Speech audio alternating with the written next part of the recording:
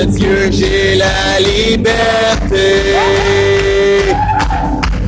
Là où est l'Esprit de Dieu, j'ai la liberté.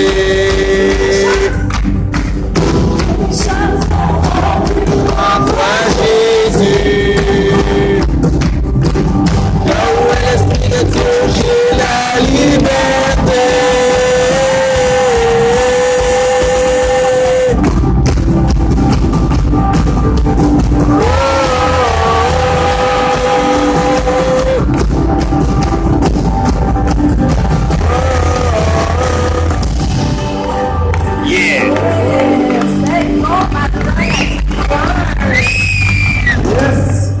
On est content de vous voir ce matin.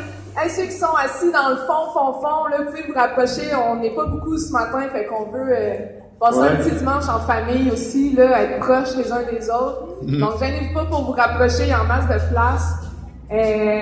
Bravo, vous êtes ici, vous avez bravé la... Courageux et courageuses. Oui. Non, on est content de vous voir, nous aussi, on est content d'être ici. Donc, moi, c'est Catherine, ça fait à peu près 6 ans que je viens à Axe. Puis ça fait depuis que je suis arrivée à peu près que j'ai commencé à servir, j'aime cette église-là.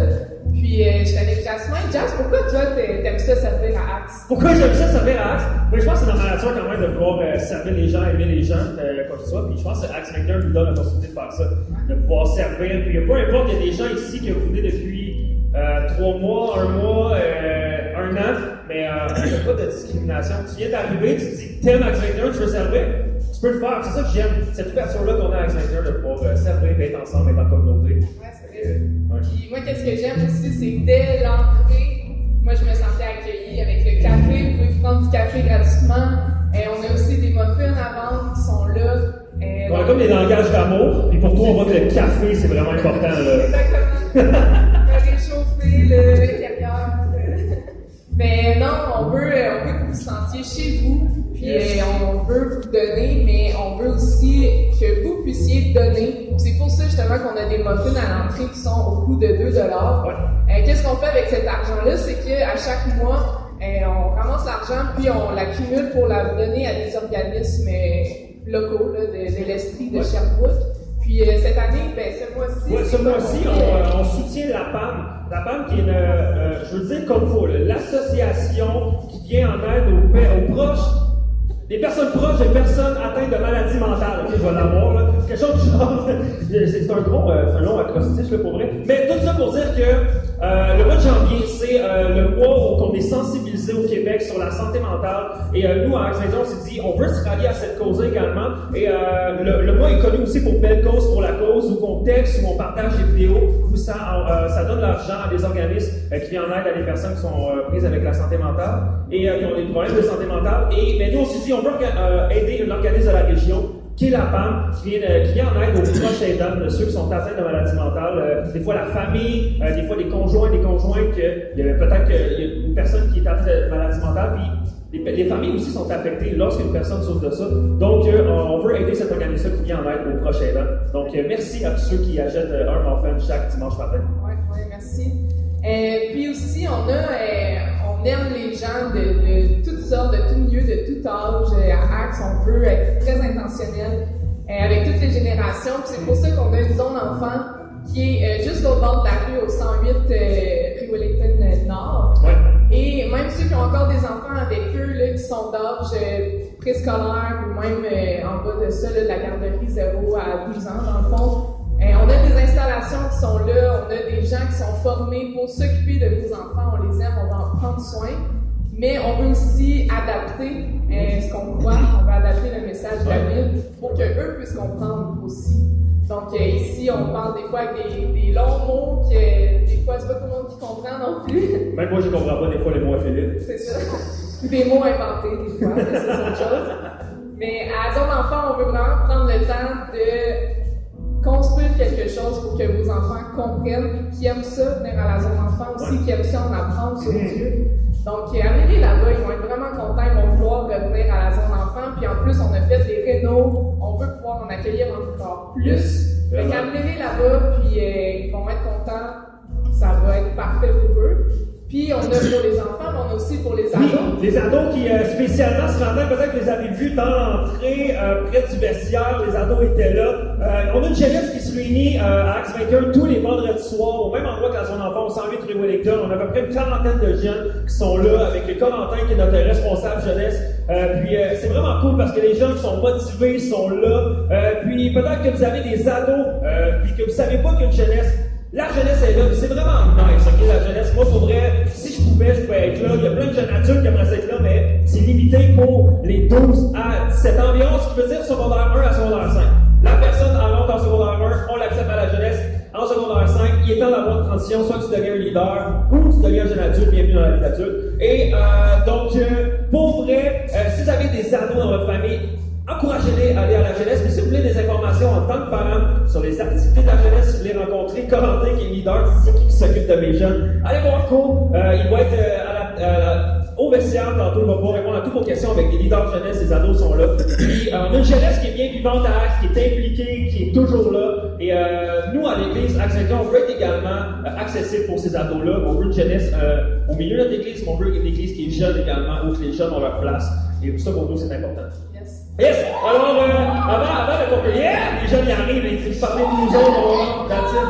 Alors, rapidement, juste vous dire, on est dans une thématique encore qu'on continue de 1 Pierre, où que c'est l'apôtre Pierre qui a écrit une lettre, et ça se trouve à la fin de la Bible. Et si vous n'avez pas eu également de booklet, l'équipe graphique d'Axe-Venture a créé un booklet, un livret. Vous allez pouvoir avoir des dévotionnels à chaque jour, mais également prendre des notes le dimanche matin. Pour vrai, prendre des notes le dimanche matin, ça change ta manière d'écouter le discours. Ok, juste pour te le dire, là, ça change vraiment. Et tu retiens beaucoup plus de choses quand tu prends des notes. En tout cas pour moi, là, sûrement t'appuies, parfait, parce que j'ai un petit TDA, là, fait que là, vous pouvez dire, on l'avait remarqué, Jasmin. C'est correct.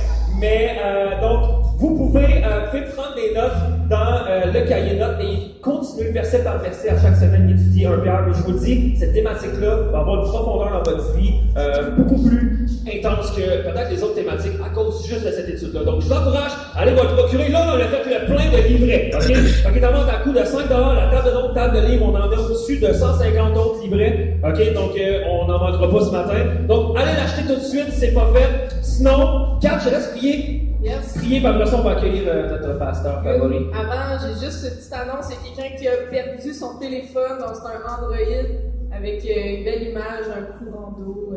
Donc, si jamais il est à vous, venez nous voir là, juste après. Donc, je vais prier juste avant d'accueillir Philippe pour ce matin. Ouais, Jésus, merci nous permettre d'être ici. Merci de nous permettre d'être dans le Granada. Merci d'être fidèle. Merci de nous permettre d'apprendre sur toi, d'avoir un endroit où on peut être instruit aussi sur toi. Puis je te remercie pour Phil qui a préparé ce message-là durant la semaine pour nous enseigner. Je te prie d'ouvrir nos cœurs, qu'on te connaisse beaucoup, qu'on ne te connaisse pas beaucoup, que c'est la première fois qu'on entend parler de toi ce matin. Je te prie de juste venir nous toucher, de venir te révéler à nous d'une façon personnelle, qu'on puisse être attentif, qu'on puisse être juste là, juste écouter. Puis que tu puisses venir faire ton œuvre ce matin. Donc, merci, puis parle à nos cœurs, Jésus. Amen. Amen. Amen. Est-ce qu'on peut accueillir Pasteur Philippe, tout le monde? Let's go! Yes! Salut tout le monde! Hey, c'est un plaisir pour moi d'être avec vous ce matin. Mon nom c'est Philippe, je suis un des pasteurs ici. Bravo à ceux qui ont bravé le froid ou la pluie, ou en tout cas ce qu'on était supposé d'avoir. Je l'ai bravé, alors, oui. ce matin, on va avoir un petit dimanche plus intime, mais je suis très emballé de vous partager ce qu'on a. Ceux qui n'ont pas acheté le petit livret, justement, de 1 Pierre pour lire durant la semaine, chacun des passages. Puis là, dans le fond, cette semaine, vous allez lire ce qu'aujourd'hui on va voir. Et moi, ce que j'aime tellement dans cette série-là, c'est qu'on va pas ailleurs, on va dans un passage, on le décortique, on voit un peu ce qui est écrit et ce que l'auteur voulait exprimer au départ. Donc, c'est vraiment, c'est pas de thématique, c'est vraiment, on va dans un livre et voir comme, avec le même motif que l'auteur voulait communiquer à cette église-là, de quelle façon ça peut communiquer à notre église ici. Je veux commencer en faisant référence au premier verset de toute la lettre. C'est dans 1 Pierre 1. Et je ne l'ai pas au tableau ici, mais c'est drôle parce que la lettre est destinée, puis il commence comme ça, il dit « Cette lettre est destinée aux exilés, ceux qui sont comme à travers toute l'Asie, dans une grande région. » Et il parle aux exilés. Et je trouvais ça intéressant parce que je me disais, est-ce que ça a un rapport avec nous? Tu sais, dans le fond, nous autres, on n'est pas des exilés, on est nés, il y en a plusieurs qui sont, je sais pas moi, qui sont, tu sais, on appelle ça des fois des Québécois de souche, sont nés ici. Il y en a d'autres qui sont des migrants, qui sont arrivés ici, puis ça fait comme 10, 15, 20 ans, qui habitent ici. Et j'étais comme, c'est drôle parce que lui, il adresse ça à des exilés, mais nous autres, il y en a très peu qui sont des exilés, là, tu sais, vraiment des gens qui sont expatriés, qui sont exilés. Et là, ça m'a, en réfléchissant à ça, je trouvais ça très intéressant parce que c'est vraiment pour nous. C'est vraiment pour nous parce que je veux vous donner les caractéristiques des différents individus qu'on peut être à l'intérieur d'un pays. Tu peux être un immigrant. Je parle pas des immigrants formels, mais plus l'image que ça donne quand tu es un immigrant, tu arrives dans un pays. Ce que tu veux, normalement, c'est t'acclimater au pays, connaître la culture. Moi, j'ai des amis français, et c'est drôle, ça fait plusieurs années, ils ont encore l'accent, mais tu vois, ils essaient de dire des mots, là, ils disent tire, pipe wrench, là, c'est drôle, pipe wrench. C'est un pipe French.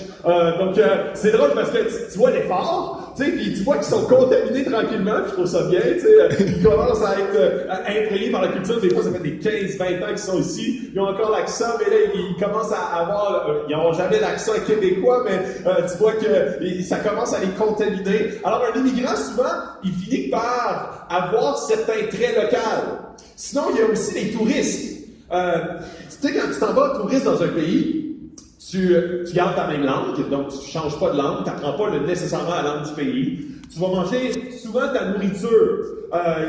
Des fois, ceux qui sont un peu plus téméraires vont essayer la nourriture du coin, mais il y en a qui vont dire, bon, y a-t-il une pizzeria ici? Puis là, t'es comme, moi, je me souviens, la première fois que j'étais en France, il y avait un McDonald's, ça m'avait comme scandalisé, tu sais, un McDonald's, on dirait que c'est tellement américain. Et là, tu sais, il y avait des McDonald's partout, avec le même Big Mac, avec les mêmes frites, avec les mêmes, ça faisait tellement pas français, pourtant, quand tu vas en France, tu veux goûter à la saveur locale, mais un touriste, des fois, il va, tout dépendant comment est-ce que la culture est loin, il y a une vidéo qui est vraiment dégueulasse, que j'ai lu, que j'ai écouté l'autre fois, c'est en Corée, ils appellent ça, ils font des soupes à l'octopus. Donc, aux pieuvres. Et les pieuvres sont vivantes. C'est des petites pieuvres dedans. Et là, ils mettent ça dans leur bouche. Puis là, tu vois les pattes comme ça. Là, puis là, ça, c'est un mets vraiment de choix. Alors, si tu es un touriste en Corée, sûrement que tu l'essaierais. En tout cas, les plus téméraires le feraient, mais la plupart diraient non, j'aimerais mieux un Big Mac. Donc, un touriste, souvent, il va garder ses habitudes. Il va garder parce qu'il sait que ça va durer juste un temps. 2 semaines, 3 semaines, puis il retourne chez eux. Ensuite, on a les exilés. Les exilés, tu sais que tu es ici pour un temps. Tu sais que tu n'appartiens pas au pays. Même Pierre, il m'a dit dans le chapitre 3 de 1 Pierre, il parle d'ambassadeur. Donc, un ambassadeur, souvent, c'est quelqu'un qui habite dans un pays, il vit dans l'ambassade, il n'appartient pas à ce pays, il n'appartiendra jamais à ce pays, il ne veut même pas la citoyenneté du pays. Il habite dans un pays, des fois, des années de temps. Il y a des ambassadeurs qui restent dans un pays pendant 20 ans de temps, mais ils restent dans leur ambassade, qui est comme quasi une petite portion de leur pays, dans un autre pays. Et ils savent qu'ils sont sous l'autorité d'un autre gouvernement. Et je trouvais ça tellement intéressant parce que c'est exactement comme ça que Pierre adresse sa lettre. Il dit, vous êtes des exilés, vous n'êtes pas des immigrants. Vous n'êtes pas des immigrants dans le sens que vous allez arriver dans une culture, une société, un monde, puis vous adapter complètement. Vous êtes sous l'autorité de Dieu et non pas sous l'autorité du monde. Donc vous n'êtes pas des immigrants, vous n'êtes pas non plus des touristes. À dire, je vais prendre juste ce qui fait mon affaire. Je sais que une fois par semaine, je vais aller à l'église, mais le restant du temps, je vais prendre la culture locale. Je sais que des fois, ça fait mon affaire, des fois, ça fait moins mon affaire. Donc, il nous appelle des exilés, des ambassadeurs, parce qu'on est sous l'autorité de Dieu. Alors, il commence comme ça, puis je veux que vous gardez ça à l'esprit, parce que ça vient teinter la façon qu'on interprète, qu'on prend, et qu'on accepte cet écrit-là.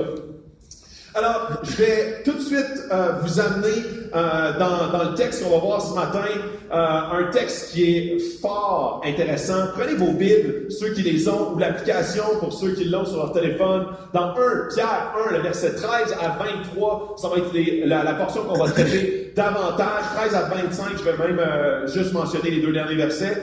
Et je commence avec le premier verset. Il commence avec « C'est pourquoi ». Et dans la Bible, quand il est écrit « c'est pourquoi », n'importe où, sois très attentif à ce qui suit. Parce que « c'est pourquoi », ça veut dire un peu comme « arrête-toi, demande-toi », c'est vraiment comme une conclusion. La semaine passée, ceux qui étaient là, on a parlé beaucoup d'espérance vivante. Comment est-ce que Dieu est notre espérance vivante. Et là, il arrive à la seconde partie du texte, et il dit « c'est pourquoi ». Donc la semaine passée, tout le message, tous les différents passages, les mots qu'on étudie ensemble, là aujourd'hui, c'est comme maintenant qu'on sait ça, c'est pourquoi. Donc, qu'est-ce que ça a comme implication dans chacune de nos vies? C'est ça que ça veut dire. Alors, les mots qui vont suivre, les versets qui vont suivre, c'est fort important, central par rapport à ce qu'on a appris la semaine passée. Si jamais tu n'as pas été là la semaine dernière, tu peux aller voir en ligne acts21.com pour avoir tout accès aux différents messages jusqu'à 4 ans en arrière. Alors, on pourrait résumer c'est pourquoi, parce que c'est vrai, voici ce que vous faites. Alors, on veut savoir. Je veux vous donner un autre petit élément de contexte avant de me lancer trop vite. Tu sais, les exilés, c'est des gens qui sont partout à travers l'Asie, et c'est des gens qui souffrent, pour plusieurs. Et quand je dis, la semaine passée, quand je disais souffrance, c'est pas nécessairement des souffrances de torture, ou, il y en a peut-être quelques-uns, mais c'est pas la majorité. Ils vivent à contre-courant. Ils vivent dans une société où est-ce que la culture va vraiment pas dans le sens de la Bible. Et des fois, ils sont ostracisés, ils sont mis de côté, ils sont pointés du doigt, ils sont moqués, ils sont isolés de leur famille. Alors, c'est assez... Je suis presque sûr. Et je vais vous poser la question, vous, quand vous souffrez. Très souvent, quand on souffre, on se dit, j'aimerais ça quelqu'un qui m'appelle pour me taper dans le dos, puis qui me dise une petite phrase légère, style, ça va aller mieux, ça va s'arranger, ça va être mieux, ça va mieux aller, l'année prochaine, ça va être meilleur, la semaine prochaine, ça va être mieux. Et des fois, ça fait comme du bien, très de façon momentanée, mais on le sait des fois que ce n'est pas vrai. La semaine passée, je donne l'exemple. Quand tu as un cancer en phase terminale, une personne ne peut pas venir vers toi pour te dire « ça va aller mieux », parce que peut-être ça ira pas mieux. Et possiblement que les gens qui recevaient cette lettre auraient aimé être dorlotés, auraient aimé se faire dire des petites phrases légères, mais Pierre savait que ce qu'ils avaient vraiment besoin pour passer au travers des souffrances, c'était de comprendre les racines de leur salut. Parce que s'ils comprennent les racines de leur salut, n'importe quelle épreuve peut venir et ça ne les ébranlera, en tout cas, ça, pas. OK? Alors, c'est pas facile à parler. Donc, c'est pour ça que ce matin, il y a des choses que je vais dire, et particulièrement les 4 premiers versets qu'on va voir. Je vais passer un peu plus de temps parce que si on comprend ça, vous allez voir la fin va aller très vite, puis on fait « Wow! » Et là, cette année, en 2020, que ce soit une belle année ou une mauvaise année, que ce soit une année de souffrance ou une année de bénédiction, que ce soit une année où est-ce que je vis la pire année de ma vie ou la meilleure, je suis prêt à passer au travers, pas parce qu'il y a du monde qui me tape dans le dos et dit ça va aller mieux demain, mais parce que je comprends où mes racines sont enracinées. Alors, j'espère que je vous ai mis l'eau à la bouche. Aujourd'hui, le titre du message pourrait facilement être « À vos marques, prêts, grandissez ». Alors, Pierre ne veut pas seulement nous donner des belles petites paroles pour nous faire sentir bien momentanément, mais il veut qu'on grandisse dans le salut de Dieu. Et c'est pour ça qu'on commence avec le premier bout, il dit « Tenez votre intelligence en éveil ». Et c'est assez drôle parce que, très souvent, le christianisme, il y a peut-être même des gens ici qui viennent pour la première fois qui sont comme « Moi, je perçois vraiment les gens qui sont croyants comme des gens qui n'ont pas leur esprit en éveil. Ils ont plutôt mis leur cerveau à off, puis ils se font manipuler par des gourous, des gens qui leur disent quoi croire, puis ils leur disent comment agir. Et ça, c'est des gens qui ne savent pas réfléchir. C'est des gens qui sont comme plutôt stériles intellectuellement, pas des grands penseurs, et ils veulent se faire dire quoi faire parce que c'est sécurisant pour eux. Mais en fait, c'est beaucoup plutôt totalement l'inverse. Et laissez-moi vous proposer cette idée. Pour que tu puisses passer à travers la vie sans avoir de sens à ta vie, par exemple, si quelqu'un cet après-midi me disait « Hey Philippe, j'aimerais ça passer l'après-midi avec toi. » Je dis « OK, à quel sujet? » Je sais pas, on verra. Je te dirais non. Ça serait démotivant. Ça serait comme, ça ne me tenterait pas de passer ce temps-là parce que j'ai aucun objectif. Très souvent, quand tu dis à quoi, c'est quoi le but de ta vie, le sens de ta vie? Les gens sont comme, vivre. Puis là, je dis, OK, puis là, supposons que tu dis, OK, j'ai un emploi, ça me drive, c'est vraiment ça qui me tient en vie, mon emploi, ou faire le plus d'argent possible, ou m'occuper de ma famille, être une bonne personne. Et là, je dis, OK, mais pourquoi ça? Et très souvent, les gens sont irrités quand on leur pose cette question-là, parce qu'ils ne veulent pas réfléchir à ça. La plupart des gens, même si je pousse un peu plus loin, le sens de la vie, et même le sens de la morale. La morale, quand quelqu'un dit, puis tu sais là, je vais aller d'une façon, je vais utiliser des éléments, c'est pour ça que je te dis, le racisme, c'est mauvais. La majorité des Sherbrookois vont dire, oui, c'est mauvais. Là, je dis, pourquoi c'est mauvais? Parce que tout le monde sait que le racisme, c'est mauvais. Là, je dis, OK, alors tu bases ta morale sur ce que tout le monde croit, ou ce que tout le monde autour te dit de croire. Mais si moi, je me fie à ce que tout le monde autour me dit de croire, si je vais dans certains pays du monde, il y a certains pays du monde qui, eux, croient que certaines races, puis là, je prends un exemple extraordinaire à la Deuxième Guerre mondiale, certaines races devraient aller directement à la mort. Le génocide du Rwanda, c'était exactement un conflit raciste qui a amené un génocide. En ce moment, les sunnites puis les chiites, c'est exactement un génocide envers la race. Tu te transfères en Russie contre l'Ukraine, c'est exactement, encore une fois, une question de racisme. Alors, dans ces nations-là, quand on dit le racisme, c'est mauvais, c'est mauvais, sauf avec cette race-là. Celle-là, on sait qu'elle est inférieure. Alors, quand tu te laisses inculquer une morale par ton entourage, elle sera complètement une imitation de ton entourage. Donc, quand on dit mettre ton cerveau à off, c'est de te laisser conformer par ton entourage qui te dit comment croire. Donc, si ton entourage te dit non, ça c'est bien. Pourquoi est-ce que c'est bien ou mal? Si je te dis, ça veut dire que si, c'est drôle que je vois même dans la biologie, si quelqu'un dit non, moi je ne crois pas du tout dans Dieu, je ne crois pas du tout dans l'après la mort, je pense qu'on est fait juste de biologie d'ADN, on est juste fait de cellules rassemblées ensemble. Je te dis, OK, donc, ça ne change rien si tu es une personne violente ou une bonne personne pendant tout le laps de ta vie. Ben oui, ça change de quoi? Parce que tu t'épanouis moins. Alors, je dis, OK, mais ta valeur primaire ou ta croyance, c'est que tu devrais t'épanouir en étant une bonne personne. Mais si ta valeur primaire, c'est de faire de l'argent, est-ce que des fois, c'est pas bon d'écraser certaines personnes? Alors, c'est là où est-ce que la foi des gens est souvent basée sur une conformation ou une idéologie sur le sens de la vie et la vie après la mort, ça, on ne veut pas y penser. Ne me questionne pas sur la vie après la mort. J'écoutais une phrase d'une journaliste à Radio-Canada qui disait « Les scientifiques se sont mis d'accord. » Ça m'a quand même frappé. Les scientifiques se sont mis d'accord pour dire que l'univers est infini et éternel. Puis là, je disais « Hey, elle vient de dire ça pour vrai. » Elle dit que l'univers, il est éternel, donc aucun commencement. Et l'univers, il est infini. Il prend constamment de l'expansion. Essaie de penser 2 secondes à ça, comme ça, là, à repeat, et je te le dis, ça te rend fou.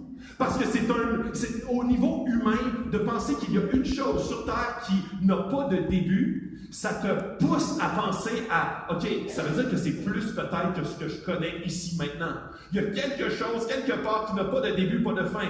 De dire que c'est l'univers, ça n'a pas plus de sens concret, scientifique, terre à terre, que de dire que c'est Dieu. Alors, quand la société dit « Ah, les gens qui sont religieux ont juste mis leur cerveau à off », très souvent, c'est que les gens qui ne croient pas en Dieu ont décidé de ne pas adresser certaines questions. Ils ont décidé de ne pas réfléchir à certaines questions parce que ça les met mal à l'aise vis-à-vis de leur vision et leur perspective de la vie actuelle et ce que ça les limite ou ce que ça leur permet de faire ici, maintenant, dans leur vie. Alors, tenez votre intelligence en éveil. Dieu ne nous appelle pas à mettre notre cerveau à off, mais le mettre vraiment à on.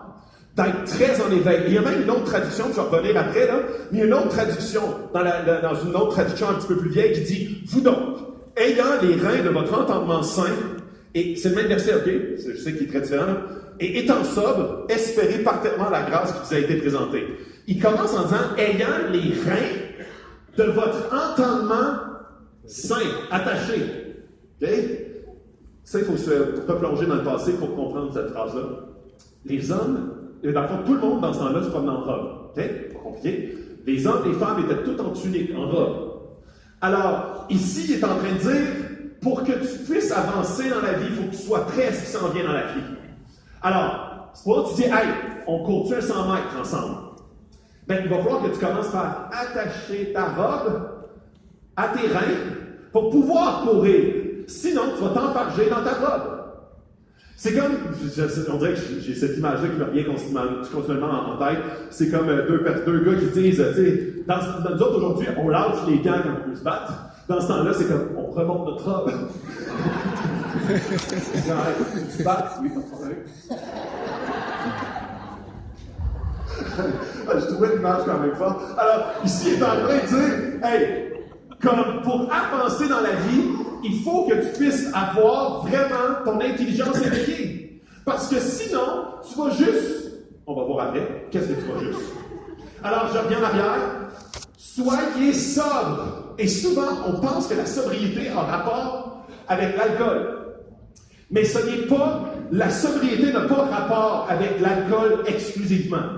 La sobriété fait allusion à d'avoir les idées claires. Qu'est-ce que ça fait l'alcool? Ça rend ton esprit brouille.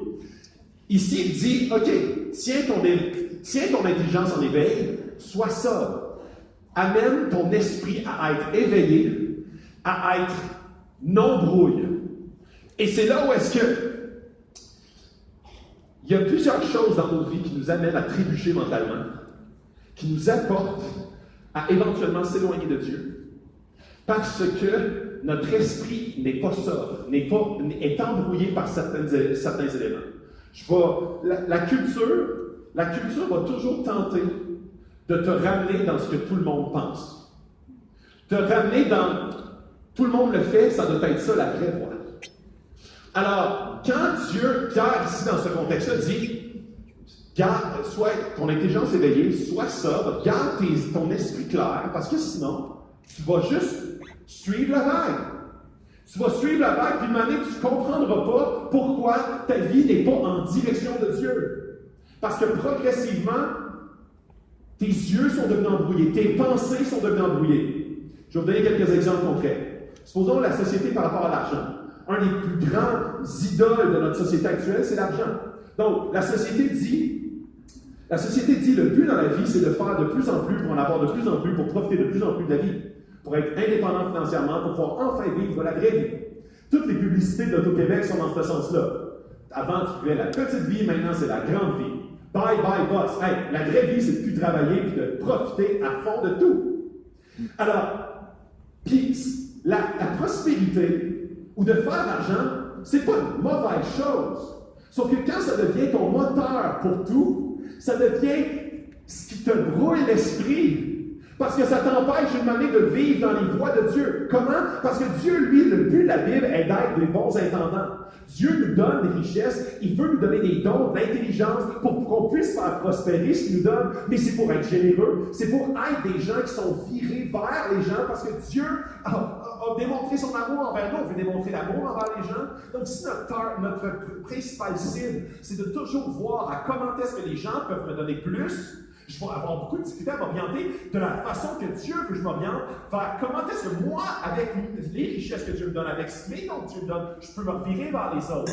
Donc, je deviens embrouillé. Justement, je suis quelqu'un qui est assez passionné dans la vie. Puis des fois, quand je pogne un trip, je ne deviens plus sobre. Je pense à ça continuellement. Je me souviens, une année, j'ai commencé à faire de la bière. Et là, je me suis mis à lire tout ce qu'il y avait là-dessus, écouter des vidéos. Je me réveillais pendant la nuit, je me disais, je précise cette recette-là, ça serait vraiment extraordinaire.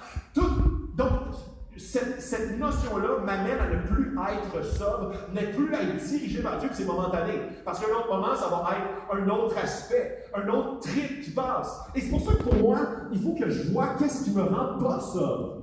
Pour voir de quelle façon mes idées deviennent brouilles par rapport. Je veux que mes idées soient prise par Dieu, je veux que mes pensées aillent vers Dieu, je veux que ma passion aille vers Dieu. Un autre exemple, le mariage. Le mariage, la société dit, ton mariage, ou plutôt la relation couple, est faite pour t'épanouir. Donc, trouve quelqu'un qui va combler tes besoins. Alors, notre espoir est dans l'autre personne qu'elle va pouvoir combler nos besoins. Sauf qu'on sait très bien que la vision biblique du mariage, c'est que la vision biblique du mariage, c'est deux personnes brisées qui se mettent ensemble. Donc, fort à parier que ça va être très difficile. Et c'est pour ça que l'engagement primaire, le mariage, c'est l'engagement. L'engagement qui est gardé, qui est maintenu, qui est persévéré, va amener une sanctification des deux individus et va amener une école de sanctification dans le couple. Et le mariage, c'est beaucoup plus, c'est glorieux, mais pas de la manière que la société nous dit que c'est glorieux. Le mariage, c'est quelque chose qui va t'amener à t'épanouir, qui va t'amener à beaucoup de clarté dans ta vie. Beaucoup de sobriété. Moi, ma meilleure amie, qui est ma femme, elle m'amène souvent comme les gens autour de moi, et ma femme en priorité va souvent me montrer les endroits dans lesquels je manque de sobriété. Je manque de focus envers elle. Nos frères et sœurs, les gens qui sont proches de nous, c'est les gens qui sont les plus à même, souvent, de voir ce qui nous amène des grouilles. Je parle d'un autre exemple, assez rapidement, le sexe et la pornographie. Le sexe est vu seulement, pour la société, est vu seulement comme un besoin physique de base. La pornographie fait juste aider ce physique de base-là. Mais on le sait, puis je donne un exemple que je disais, des hommes qui ont été libérés de la pornographie disent ceci, c'est comme si mon esprit avait un brouillard devant mes yeux.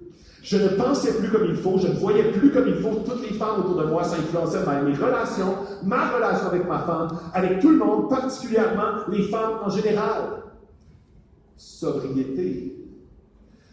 Et là, il continue en disant, je savais que c'était mal au niveau de la convoitise, la sexualité, des pensées, mais lorsque j'ai cessé, je me suis rendu compte à quel point c'était comme une brume devant mes yeux qui m'empêchait de voir, penser et être ce que j'aspire à être. Soyez sobre, ça veut dire soyez avisés de ce qui t'empêche d'avancer. Tu t'enfarges dans ta robe. C'est ce que ça veut dire.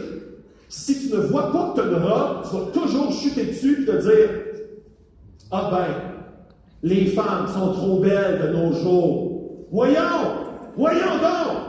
Le problème, c'est pas eux, c'est toi! C'est toi qui penses que, à cause que la société dit, vas-y, mon ami, c'est un besoin physique normal. Et là, je veux aller, justement, j'aimais beaucoup, avant d'aller là, je vais vite, tous nos cellulaires, comment est-ce qu'on est pognés à nos cellulaires? Je trouvais tellement bon une citation de Ravi Zacharias, qui dit comment rejoindre une génération qui écoute avec leurs yeux et pense avec leurs émotions. Comment rejoindre une génération qui se laisse totalement, je m'inclus là-dedans, qui se laisse gouverner par les émotions plutôt que se laisser gouverner par la parole, l'esprit éveillé et la clarté de notre esprit. Et là, je continue. Et soyez ça et mettez toute votre espérance. On l'a parlé la semaine passée de l'espérance. Ton espoir est dans quoi? Es-tu dans ce que tu poursuis ou dans la grâce qui vous sera apportée lorsque Jésus apparaîtra. Mettez toute votre espérance dans Jésus qui apparaîtra. Dans une autre version, il dit apparaîtra, ça a l'air seulement futur. Mais dans une autre version, on parle comme si Jésus, là, c'est pas quelque chose qui est seulement futur. C'est quelque chose qui est intemporel, à l'extérieur du temps. Parce que Jésus, il est maintenant, il vit en toi. Jésus, un jour, va venir gouverner, mais en ce moment, il gouverne. Il gouverne ta vie, ou est supposé gouverner ta vie. Et des fois, le manque de sobriété nous amène à nous confier en autre chose que Jésus, et on se demande pourquoi notre vie ne va pas bien. Pourquoi on ne sent plus Dieu, on n'entend plus Dieu. Pourquoi on s'éloigne de Dieu parce qu'on n'est pas sobre. Je continue. Vois un enfant obéissant.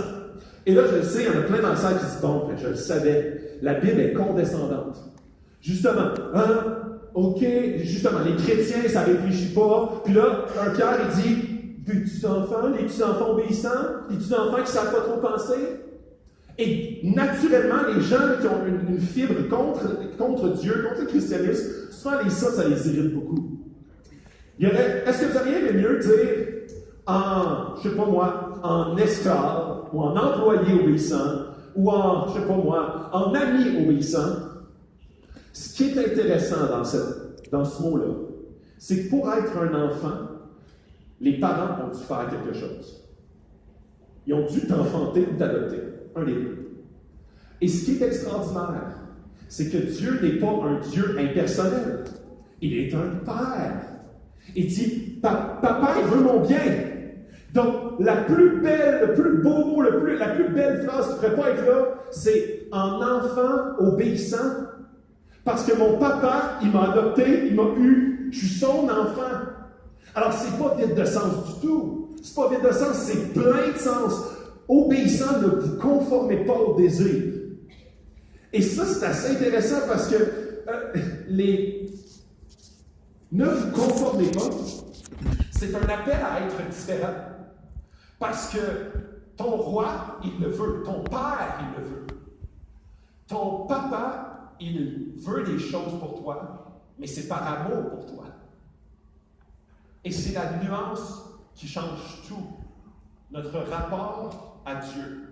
Si tu vois Dieu comme un tyran qui veut t'écraser, le christianisme va toujours être synonyme de culpabilité, de honte, écrasante. Mais la vérité est que tu es un enfant de Dieu. Tu es un enfant qui veut obéir à son Père, qui l'aime, qui s'est sacrifié lui-même pour racheter ses enfants. Il veut parler avec toi, il veut avoir une intimité avec toi, il veut t'aider à voir de façon claire ce qui t'amène à chuter. Il veut voir les robes dans lesquelles tu t'enfanges dans ta vie. Il veut t'aider à clarifier ces choses-là. Il te met des frères et des sœurs, une église autour de toi pour que tu puisses avancer, que tu puisses prier les uns pour les autres, que tu puisses t'édifier à la parole, tu sais, pour décortiquer la parole à la foi et aux bonnes œuvres. Ça, c'est à quoi sert l'Église? L'Église n'est pas là pour t'écraser. L'Église est là pour s'édifier les uns les autres et aller dans la bonne direction. Et c'est pour ça que l'Église n'est pas un synonyme de dogme, n'est pas un synonyme d'institution qui est très, très froide. L'Église est une famille avec un Père qui s'appelle Dieu. Amen. Et là, je veux juste vous montrer une citation que j'aime tellement. Une vie sans Dieu est une vie d'esclavage, sans autorité. Mais une vie sainte est une vie de liberté sous autorité. Il faut que j'en lise ça, ok? Une vie sans Dieu est une vie d'esclavage sans autorité. Mais une vie sainte est une vie de liberté sous autorité. Je prends l'exemple de mon petit garçon. Mon petit garçon a l'impression que la liberté totale, c'est de faire ce qu'il veut. Et quand je le laisse faire ce qu'il veut, si ça arrive, dans ses rêves peut-être, il croit pour un certain temps que ça, c'est la vraie vie. Manger les bonbons, aller jouer dans la rue, se pas se coucher, tu sais, comme détruire les murs, tirer les cheveux de sa sœur, dessiner sur les murs, graffiner le char de papa. Tu sais, comme ça, c'est la vraie liberté. Non. Je te le dis, c'est sûr qu'il finit en prison. C'est sûr qu'il finit dans sa vie en prison s'il pense à son âge que ça, c'est la liberté que papa fait. Oui, bravo mon homme, vas-y comme tu le files. Non! il finit en prison. C'est pas moi qui vais le mettre en prison, c'est toutes les autres. C'est pour ça que la perception de liberté de faire ce que tu veux t'amène automatiquement à la destruction. Je ne sais pas si vous connaissez la pyramide de Maslow. Les pyramides fondamentales de l'être humain, ok, je vous les nomme. Il y a besoin physiologique de base. Besoin de sécurité, c'est la deuxième marche. Besoin d'appartenance, d'estime et besoin de s'accomplir. Gardez ça, ok? Ne vous conformez pas aux désirs que vous aviez autrefois. Si tu laisses tes besoins te gouverner, tu vas avoir l'impression de vivre une liberté momentanée qui va te détruire. Je donne des exemples. La nourriture, manger, c'est un besoin fondamental. Première marche, comme se nourrir, se vêtir, dormir. La nourriture, si elle devient ton... Tu sais sur quoi tu bases ta vie? L'obésité, la gourmandise, tous les troubles par rapport à la nourriture. Si ce besoin-là vient diriger ta vie, ça te détruit. Le repos, c'est un besoin fondamental. Mais si tu laisses le repos diriger ta vie, c'est la paresse qui t'attend. Tu vas avoir toutes sortes de conséquences qui ne te conduiront pas à une vie épanouie. Je donne d'autres exemples. La sexualité, c'est un des besoins de base.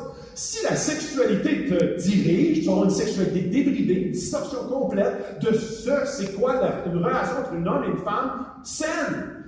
L'appartenance, qui est comme la troisième marche.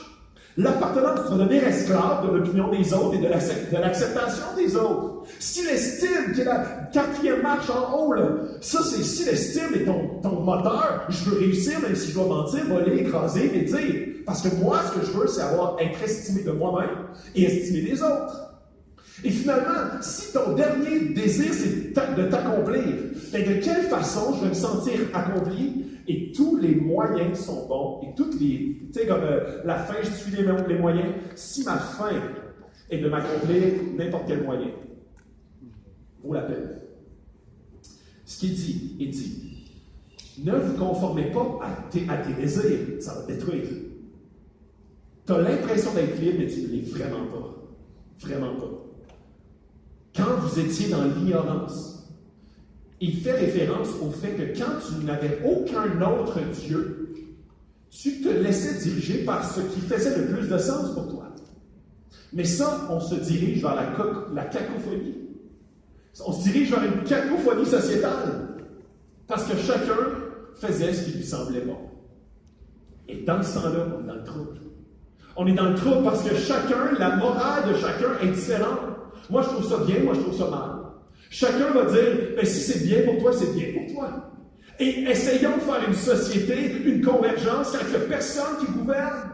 Et si cette personne-là est humaine, on est encore plus dans le trouble. Parce qu'on va juste tout se mettre sous ses ambitions, ses désirs qui étaient d'autrefois, ses désirs charnels. Et là, il continue, au contraire, puisque celui qui vous a appelé est saint, vous aussi soyez saints dans toute votre conduite. Il fait référence à la sainteté. Puis je sais peut-être dans la salle ici, il y a des gens qui disent sainteté, il me semble que ça sonne mal dans mon oreille. Déjà, sainteté, on fait que c'est des saints, tu sais, Saint Jean-Baptiste, Saint Larue, je sais pas moi, tous les saints, là. Ah, on a-tu au Québec des saints, là, on est comme, moi, je suis pas saint, là, tu sais, je n'attends pas, moi, d'être, justement, une fête à mon nom. Fait que, on a une image qui est distorsionnée de saint. En fait, saint fait référence à, c'est seulement pour, consacré entièrement, mis à part, utilisé seulement pour une utilisation. C'est ça que ça veut dire saint. Même dans le terme anglophone, en anglais on dit holy, ça veut dire saint, ok? Et holy vient de whole, entier, total. Être saint, c'est d'avoir une seule et unique utilisation. Et c'est pour ça que si les chrétiens disent, mais moi, il me semble que ça ne fait pas trop de sens, j'ai plein d'aspirations, plein d'intérêts dans la vie, donc Dieu en fait partie, mais n'est pas la seule intérêt. Je vais vous donner un exemple qui vient d'un pasteur que j'aime beaucoup, qui s'appelle J.D. Greer. Il dit, supposons que je disais à ma femme, comme dans toutes les femmes dans ma vie, tu es vraiment la meilleure. Sur ma liste des femmes que j'apprécie, que j'aime et que je passe du temps avec, tu es la première. Les autres, il y a toutes sortes de noms en dessous de ça, mais tu es vraiment celle là, qui revient le plus souvent. Ma femme dirait, non,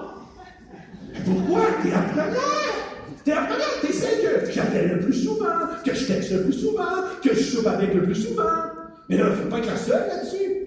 Tu vas me dire, oui. Dieu, c'est la même chose. Il ne veut pas une liste dans laquelle tu as toutes sortes de numéros. Il veut que son nom revienne dans tous les numéros. Ma femme, elle veut que son nom soit sur toutes mes cases. Dieu, c'est pareil. Donc, dans l'optique d'un chrétien qui dit, et puis là, tu dis, ouais, mais comment tu fais pour avoir d'autres intérêts? C'est que Dieu te gouverne dans tous les intérêts de ta vie. Donc, tu es soumis, tu es un enfant obéissant parce que tu sais que ton Père veut ton bien.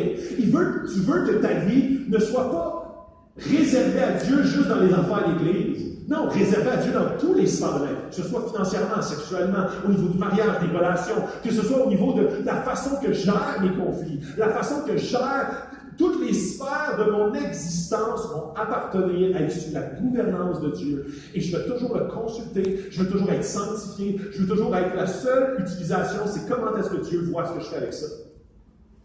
Ça, c'est être saint. Et Dieu, je vous le dis, Dieu ne veut pas que vous soyez écrasés, dominés, ne veut pas que vous soyez tu sais là, souvent on dit, né pour un petit pain. Dieu, il veut que tu sois entier. Être saint, c'est le bonheur. Pourquoi? Parce que tu marches dans la façon que ton Créateur te bâtit. Alors, il dit, en ce moment, tu ne seras pas sous la gouvernance de tes désirs qui changent d'une semaine à l'autre, de tes pulsions, de tes instincts. Non! Tu vas être sous la gouvernance de ton Père qui t'aime, qui t'a créé et qui veut te diriger avec son esprit qui vient de toi. C'est un grand privilège d'épanouissement humain. Je continue. J'avais une citation aussi, je vais la passer, j'ai pas assez de temps. Je peux la partager sur Facebook. En effet, il est écrit, vous serez saints car moi je suis saint. Et si c'est comme un père que vous faites appel à celui qui juge chacun conformément à sa manière d'agir, sans faire de favoritisme, conduisez-vous avec une crainte respectueuse pendant le temps de votre séjour sur la terre. Vous serez saints car moi je suis saint. C'est drôle parce qu'encore une fois, il dit, je suis ton père. Il dit là-dedans, je suis ton père. C'est comme un père que vous faites appel. Vous êtes ses enfants, il est votre père. Il veut que vous soyez saints parce que lui est saint. Il veut que tu suives son exemple. Il veut que tu suives son exemple. Et le plus bel exemple, c'est Jésus sur la terre. Jésus sur la terre, qui est allé jusqu'à la mort sur la croix. Pourquoi? Par altruisme et par amour pour les êtres humains. Jésus a marché. Il a décidé de mettre sa volonté de côté pour dire, non pas ma volonté, mais ta volonté au Père. Il a décidé d'être soumis à son Père parce qu'il savait que l'espérance éternelle résidait dans son obéissance actuelle. Il savait que s'il prenait le choix de suivre le plan de Dieu, ça allait être bon pas juste pour lui, mais pour l'ensemble de l'humanité. Jésus est le plus bel exemple de c'est quoi une relation père-fils complètement épanouie. Dieu nous appelle à avoir cette relation-là avec lui, à cause du sang de Jésus. Je reviendrai plus tard là-dessus. Une crainte respectueuse. Une crainte respectueuse. La crainte que tu as de ton père, je parle d'une belle relation avec un père, je ne parle pas d'un père qui t'a violenté ou peu importe. Une relation épanouie d'un enfant avec son père, c'est une crainte respectueuse. Non, va pas dans la rue. Là, s'il obéit, il le fait parce qu'il a une crainte respectueuse du désir de papa, qu'il veut mon bien, qu'il a plus de connaissances que moi, qu'il a plus de sagesse que moi, et c'est la raison pour laquelle je vais obéir actuellement. C'est exactement de la façon que Dieu t'interpelle. Et dit, je suis ton père, tu es mon enfant. J'ai des désirs, j'ai une volonté qui est saine. Tu as des besoins et des désirs qui parfois sont malsains. Les désirs et les besoins ont été créés par Dieu, mais ils ont été créés pour être soumis à Dieu. Si tes désirs te gouvernent, c'est rendu ton Dieu. Ce Dieu-là va te détruire. Ce Dieu-là va amener cette sphère de ta vie à rendre stérile les autres sphères de ta vie. Et c'est pourquoi Dieu dit, sois saint comme je suis saint. Je suis un père, et la réaction que ça va amener dans ta vie, c'est une crainte respectueuse, parce que tu sais qu'il veut ton bien, mais tu sais qu'il est Dieu. C'est pas un ami, c'est pas un chumé. C'est pas quelqu'un qui est à ton niveau. C'est pas quelqu'un qui brainstorm avec toi pour chercher la meilleure solution. C'est Dieu. On a parlé il y a quelques semaines de la crainte de Dieu. Et comment est-ce qu'une relation entre un chrétien et son papa, un enfant de Dieu avec son papa, c'est impossible si on n'a pas une crainte respectueuse de qui est notre papa. C'est le Créateur, le Dieu 3 fois saint, il est Dieu.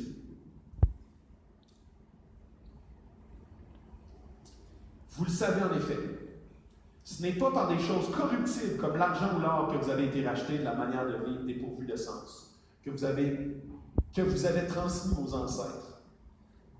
Et je trouve ça vraiment intéressant, parce que très souvent, on est formé par notre famille.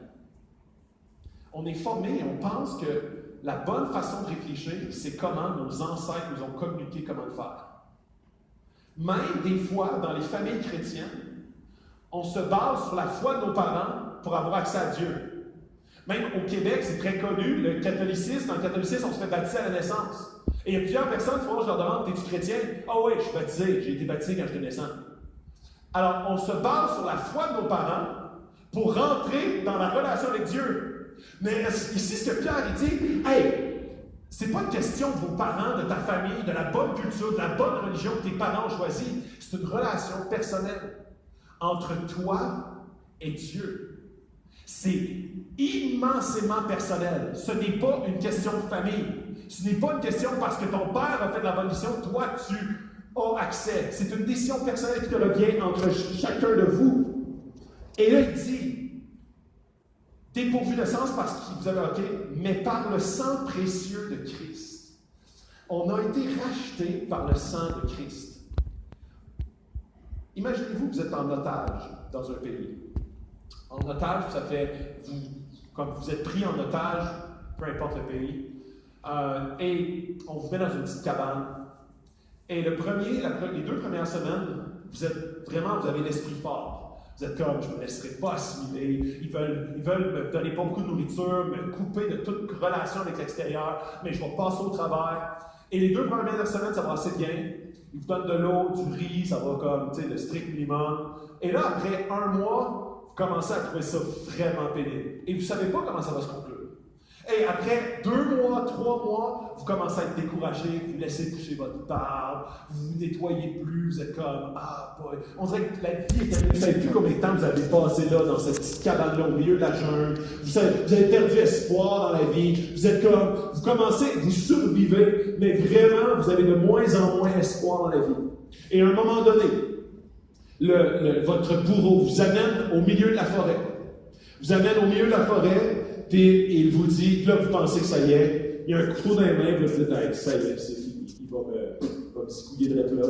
Et là, vous vous apprêtez à mourir, vous êtes comme, quelle vie, puis là, vous pensez à vos enfants que vous avez délaissés, votre femme que vous avez délaissé, vous pensez à toute votre vie qui défile comme un film devant vos yeux. Vous dites, ah boy.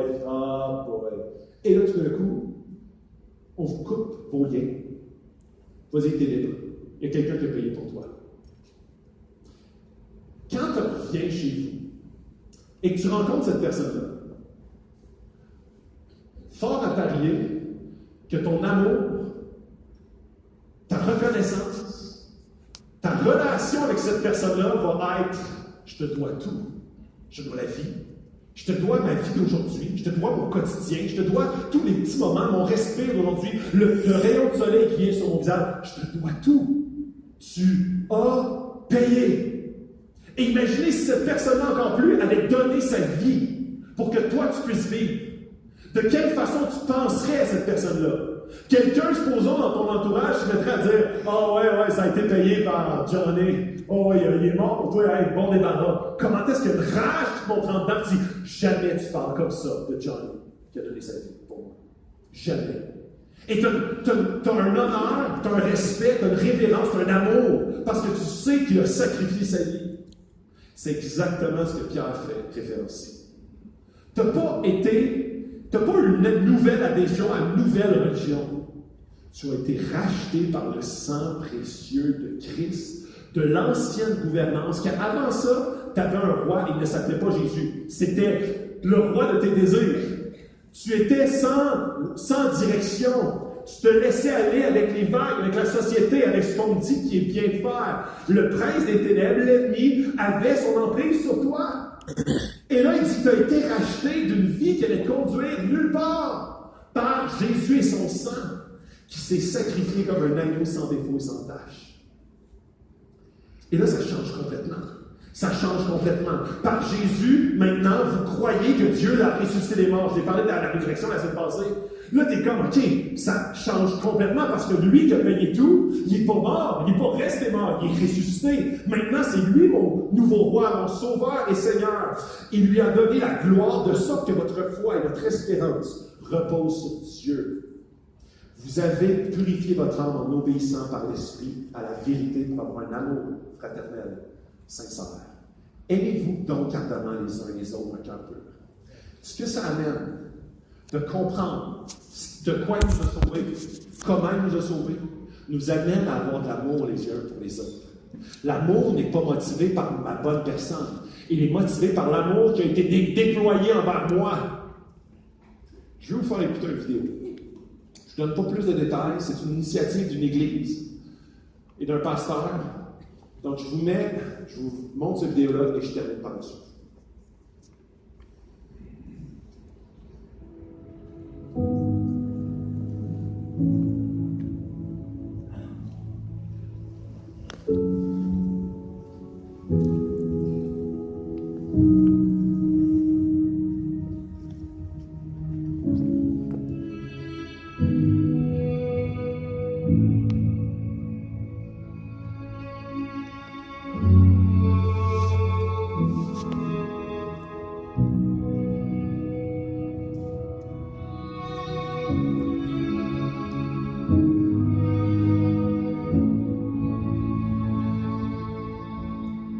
My name is Amanda Kofed. I am a wife. This is my husband, Clint Kofed. I'm a mother of 4. And recently I learned that I have Hodgkin's lymphoma. I have swollen lymph nodes all around my lungs and my heart and my spots in my spleen. And I don't have health insurance and just feeling terrified. My family's taking care of me. Kids are taking care of me.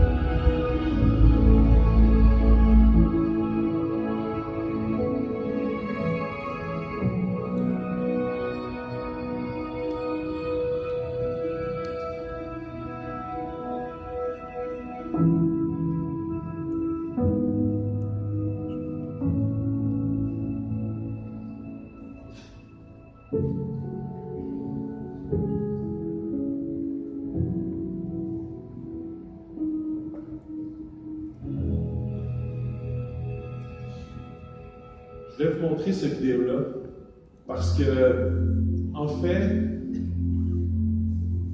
l'amour des gens envers les autres n'émane pas des gens eux-mêmes, émane de leur relation et de la découverte de l'amour de Jésus pour eux. Ce qui change, littéralement, c'est quoi le rapport qu'une église vont voir des gens qui ne connaissent pas, puis ça arrive souvent là, aux États-Unis, avec des gens pas d'assurance pour payer leur facture médicale. Pourquoi est-ce que je donnerais 100$ de mon argent pour un couple qui vit une situation difficile? Et c'est là où est-ce que Moi, cette initiative-là, c'est un pasteur d'une église qui systématiquement ont des initiatives comme ça, tous les mois, continuellement. Et il expliquait justement sur son site internet, il dit, on a été aimé, on a été racheté à un grand prix, et on veut gérer notre argent, nos finances, on veut aimer les gens comme on a été aimé.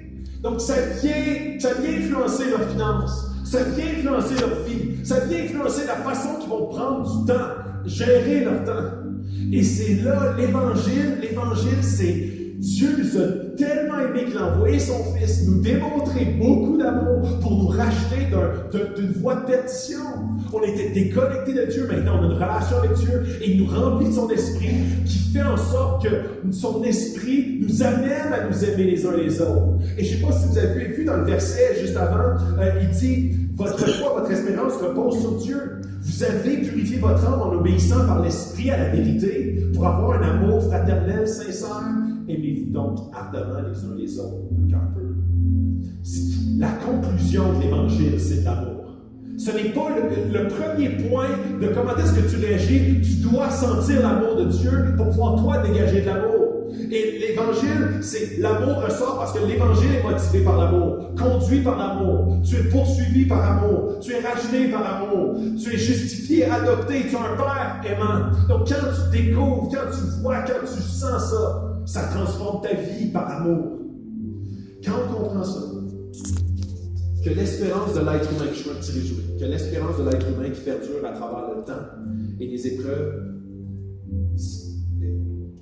quand notre espérance est centrée sur Dieu, on peut passer à travers n'importe quelle épreuve. Parce qu'elle est enracinée dans quelque chose qui est intangible, qui est à l'extérieur du temps, à l'extérieur de ce qui peut se détruire ou se détruire. Que notre foi en lui produit une consécration, un désir de sainteté. Nos idées, ils doivent être claires et connectées à lui, pour avoir une crainte respectueuse de Dieu. Que son esprit qui vit en nous rapproche de lui, nous donne le goût d'aimer parce qu'on a été aimé. Et ça change le monde. On est appelé à changer le monde, pas par nos propres forces, mais par l'esprit qui vit en nous. Ça, c'est une force inépuisable et elle ne vient pas de nous. Je veux te donner l'occasion de répondre. Je veux premièrement te poser la question, est-ce que tu es né de nouveau? Est-ce que tu as découvert cet amour infini de Dieu qui t'est proposé, suggéré, qui t'est donné gratuitement? Tu peux la saisir aujourd'hui. Et une autre question, est-ce que tu es sobre? Est-ce que tu as les idées claires? Ou plutôt, je devrais demander, qu'est-ce qui t'amène à ne pas avoir les idées claires? Et des fois, tu peux peut-être pas répondre, toi, à cette question-là, mais peut-être ton meilleur ami, ou ton conjoint ou ta conjointe, peut-être cette personne est la mieux positionnée pour savoir ce qui te rend l'esprit pas clair, pas sobre, qui t'empêche d'être connecté à Dieu entièrement, saint, dédié à lui entièrement. Je veux prendre un temps pour prier, parce que c'est une réponse à Dieu qu'aujourd'hui, je vous appelle à faire.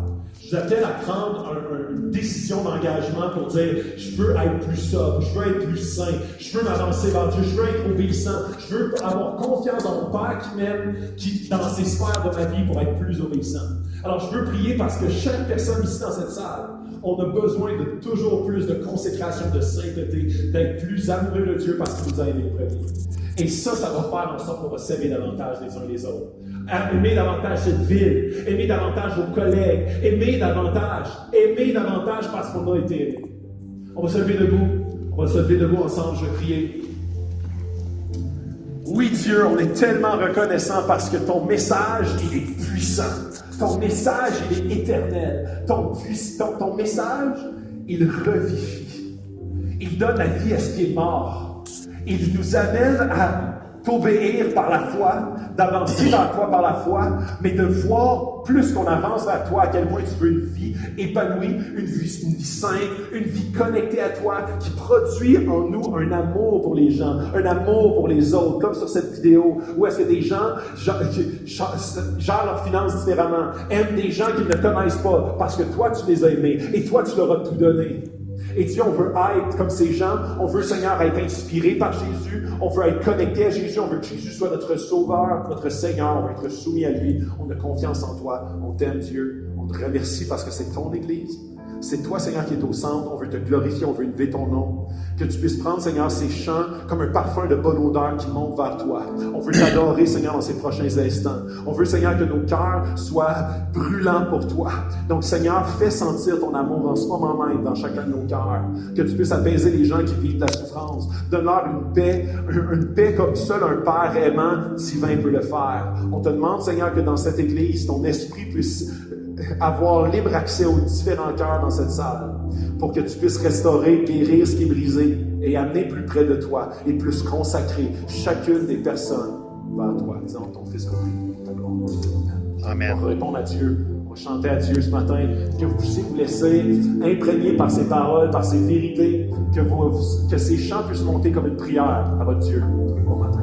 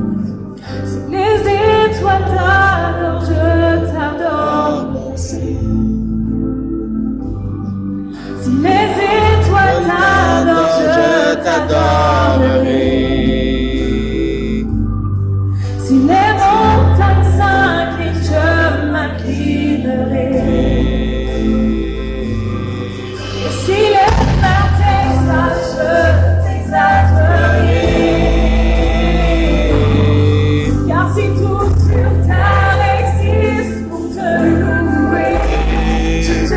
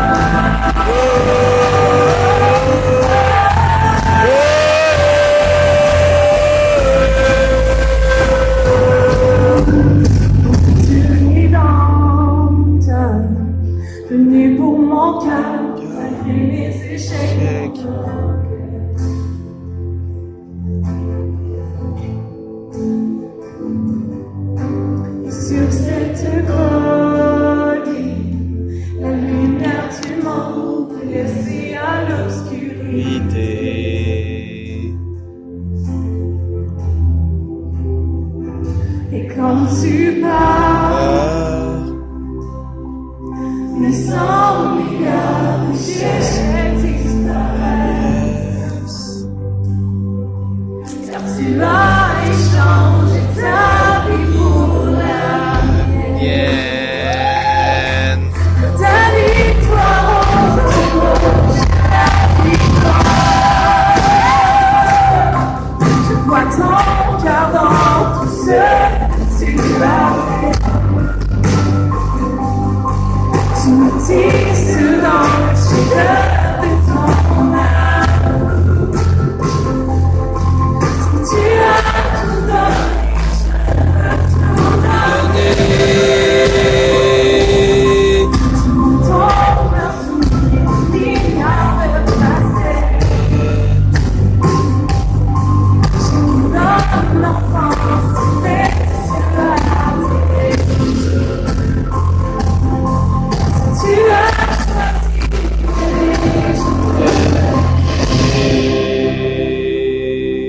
comme tu le fais 100 milliards de fois, mais qui pourrait mesurer ton grand amour? Car même pour un seul, tu aurais tout donné.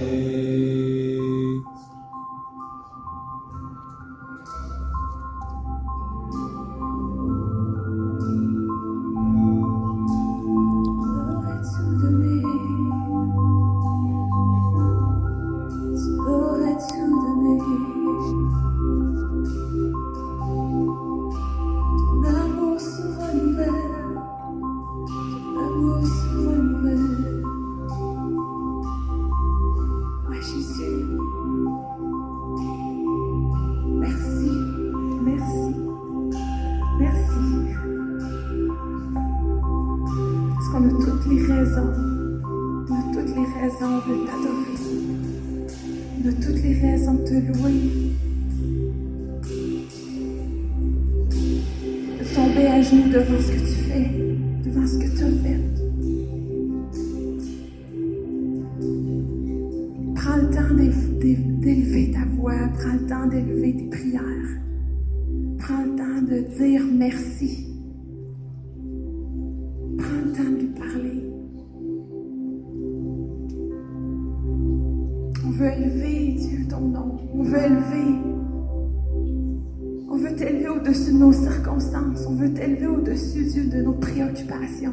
On veut élever ton nom au-dessus de tous les autres noms, au-dessus de nos affections, au-dessus de nos désirs, au-dessus de tout, au-dessus de nos espérances, de nos espoirs. Dieu, on élève ton nom. On adore qui tu es.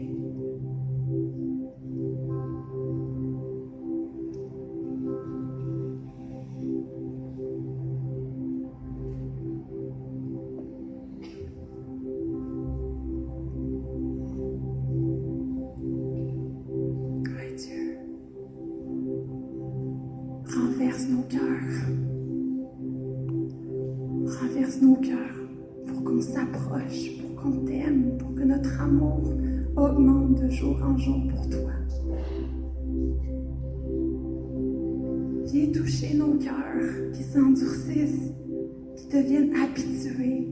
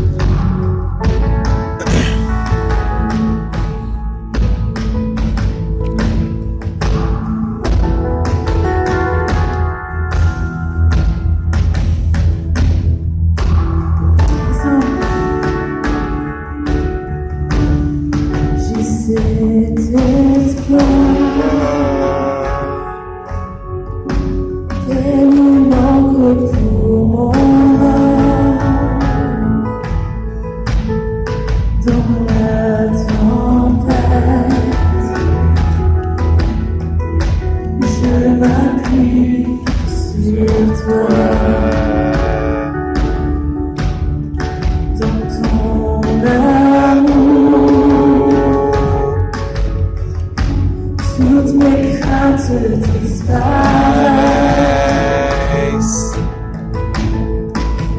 Toutes choses, j'ai confiance en toi.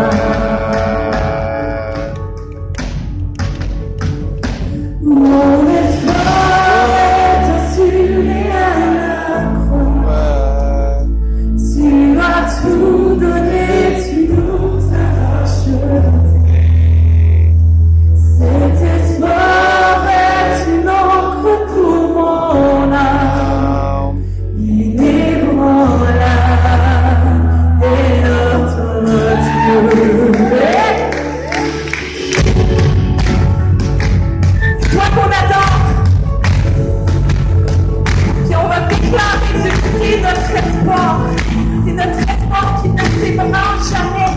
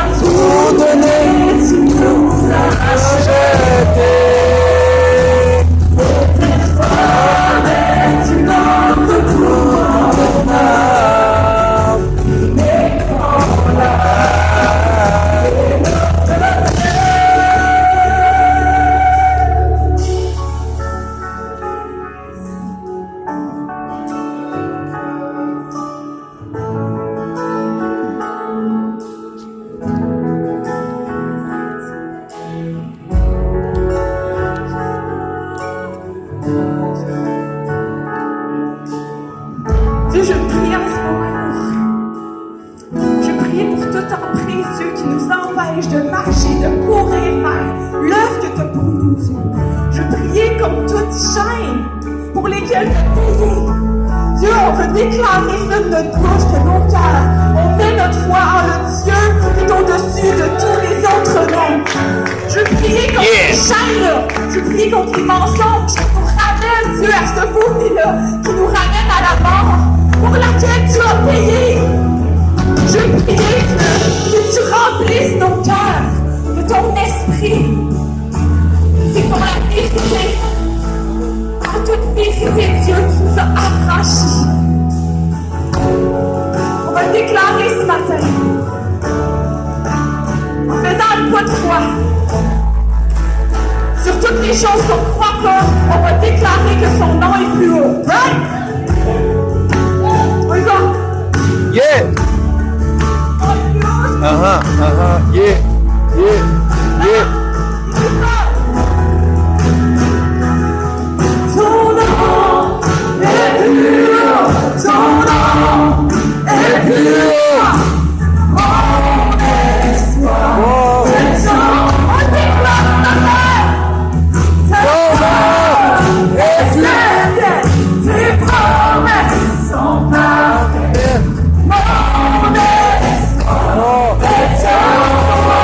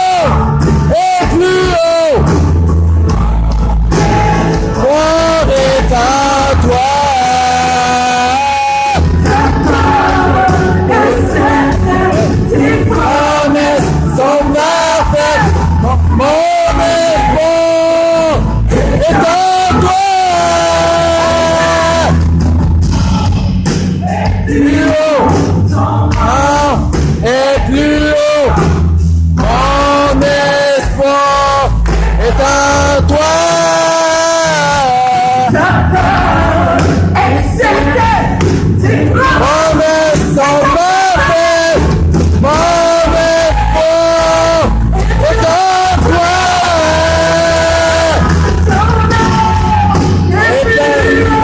Ton nom est plus haut, l'espoir est en toi.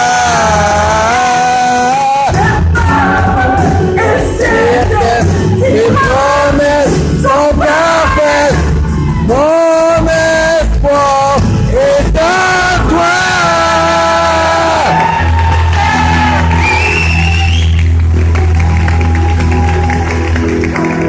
Yeah.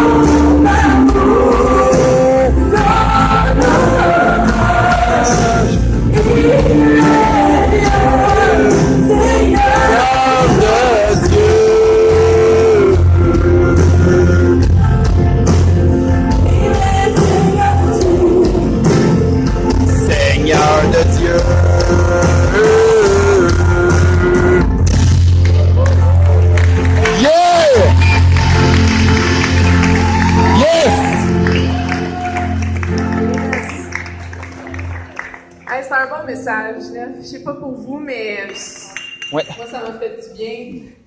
Je trouve de se rappeler notre espérance, c'est quoi?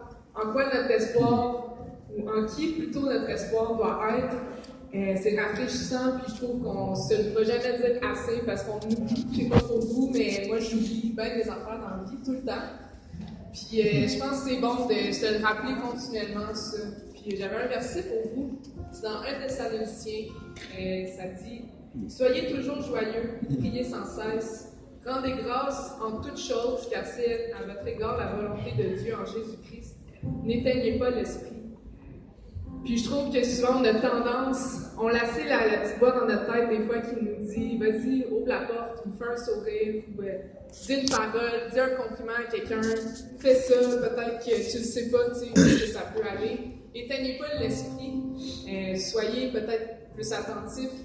On a à développer, je pense, notre écoute aussi de Dieu quand on lit la Bible, quand on prie, quand on parle aux gens. Soyez attentifs, éteignez pas l'esprit. Puis une des façons de faire ça, justement, c'est de s'entourer aussi, de lire la Bible, d'acheter le petit booklet, le petit livret si vous ne l'avez pas acheté encore. Faisons-le ensemble, profitons de cette occasion-là qu'on a de passer à travers un Pierre ensemble. Oui, il y a beaucoup de challenges, il y a beaucoup de souffrances dans un Pierre, de toutes sortes de souffrances, mais on veut passer à travers ça ensemble en se rappelant c'est quoi notre espérance. Fait que, ouais, procurez-vous ça, puis faisons-le ensemble, on veut grandir. Ouais, puis il y a plusieurs fois que Philippe aussi a mentionné que souvent les gens autour de nous, c'est les meilleurs pour voir les blind spots, les choses qu'on ne voit pas ou nos idoles dans nos vies. Mais si tu n'as personne autour de toi, comment tu fais pour le savoir? Ouais, exact. Donc je pense que de joindre un groupe connexion, c'est vraiment une bonne idée. Ouais, tu sais de quoi? Ben, attends! Ben, vas-y! Non, mais c'est ça, justement, les groupes connexion, nous, en ce moment, on suit le petit livret dans notre groupe, on partage. Des fois, c'est dur aussi de s'arrêter durant la semaine, prendre un temps dans sa Bible, approfondir, méditer, mais des fois, ça peut être motivant de le faire en groupe. Donc, si tu as un groupe connexion, je vous encourage à le faire en groupe, à vous challenger, à vous mettre au défi, à partager ce que vous avez lu. Et si tu n'as pas de groupe, je t'encourage à en avoir un. Puis, je t'encourage à aller à la table d'info pour donner ton nom. On veut trouver un groupe. On veut être une communauté, on veut être une famille, puis les groupes connexion, c'est une super bonne façon de le faire. Vraiment. Puis souvent, c'est une bonne manière de connecter avec les gens lorsqu'on est dans un groupe connexion. Mais une deuxième manière de connecter avec les gens de l'Église, parce que peut-être que vous venez, puis là vous dites, ben je connais personne. Une bonne manière de rentrer en contact avec les gens, c'est vraiment de joindre également une équipe de bénévoles. Et présentement, on a vraiment des besoins particuliers, surtout à l'infrastructure. Donc l'infrastructure, c'est ceux qui vont à nos locaux au 108 rue Wellington, ils pognent quelques petits buggies, ils amènent les bacs ici. C'est à cause des gens d'infrastructure vous avez du café. Oui, à cause des gens qui font le café, mais à cause des gens d'infrastructure. Parce que si vous n'êtes pas sûr de l'infrastructure, vous n'aurez pas de café. OK? Merci, infrastructure. On n'aurait pas de bouchon parce que le son est un peu trop fort des fois, ou quoi que ce soit. OK? Ça, c'est à cause de l'équipe d'infrastructure. Et eux arrivent un peu plus tôt le dimanche matin, quittent un petit peu plus tard, mais se dévouent entier pour notre réunion. Et je veux vous encourager. On a besoin de personnes. OK? On a besoin de personnes pour joindre l'équipe d'infrastructure, au moins 5 personnes. OK? Faut que tu sois moindrement juste capable de lever un bac dans tes mains. Si tu es capable de faire ça, bon, pas mal de 90% de la salle, tu peux donner ton nom. OK? Amen. Amen à ça. OK, pour vrai, on a besoin, autant hommes ou femmes, il n'y a pas de discrimination à cet endroit-là. Donc, tu peux aller à la table d'info, voir Philippe ce matin, qui est là avec Angie, va pouvoir répondre à vos questions et également remplir le formulaire. Mais pour moi, on a vraiment un besoin. Il faudrait remplir ce dimanche parce que présentement, c'est toujours les mêmes. Toujours les mêmes personnes, les 3 ou 4 mêmes personnes qui font toujours l'infrastructure dimanche après dimanche et ils n'ont pas de congé. Donc, ça serait vraiment le fun qu'on puisse dire, hey, on peut-tu faire au moins comme tous les autres ministères de bénévoles, dire, ben regarde, tu le fais une fois par mois et comme ça, les gens peuvent profiter de l'Église également, puis profiter de voir et discuter avec les gens. Donc, on a besoin de ces mots-là et également, il y a des besoins à l'accueil également. Donc, tu aimerais joindre l'équipe d'accueil, on aimerait partir une nouvelle équipe de placiers, qu'il y a des gens se placer dans la salle. Donc, si tu veux nous aider à ce niveau-là, va donner ton nom également à la table d'info et on va pouvoir entrer en contact avec toi. Et tout dernièrement, avant qu'on puisse vous laisser quitter ce matin, on a Jean-François qui est là à la table de dons ce matin, qui est là pour vous donner vos nouvelles enveloppes de donateurs. Si vous donnez avec des enveloppes, il va pouvoir vous remettre vos nouvelles enveloppes pour l'année. Et c'est un nouveau fonctionnement. Donc, si vous fonctionnez avec des enveloppes, allez voir Jean-François ce matin qui est là. Il va pouvoir répondre à vos questions et vous donner votre numéro de donateur. Et également, si vous avez déménagé dans la dernière année, allez également donner votre nouvelle adresse parce qu'on veut vous envoyer votre reçu d'impôt qu'on a le droit lorsqu'on est donateur et qui peut nous aider également dans nos impôts. Donc, allez renouveler votre adresse, dans le fond, postale si vous donnez. régulièrement à Acts 21. Ceci dit, merci si vous donnez, c'est grâce à vous qu'on peut se réunir ici, c'est grâce à vous qu'on peut avoir ces locaux-là, qu'on peut payer des pasteurs, qu'on peut payer des personnes qui s'occupent de la zone enfant, qu'on peut avoir un secrétaire, qu'on peut avoir un adjoint d'administration. C'est grâce à vous, OK?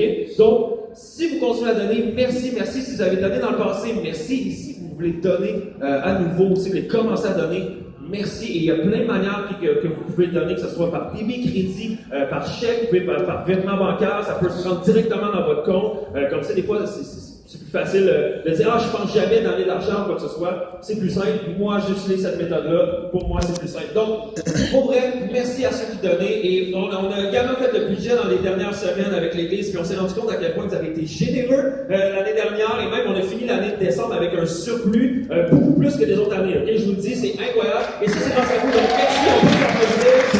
C'est incroyable. Et moi, je crois que une Église qui devient de plus en plus généreuse, c'est une Église qui comprend encore plus comment Dieu était généreux envers elle. Et je pense que ça, c'est bon signe pour notre Église, et c'est bon signe pour le futur, parce que plus qu'on est généreux envers l'Église, plus l'Église va pouvoir être généreuse envers les gens, et là, on a un impact encore plus grand. Donc, merci à tous ceux qui donnent. Sur ce, moi et Catherine, on vous souhaite un bon dimanche. Et on se revoit la semaine prochaine. Yes! Merci!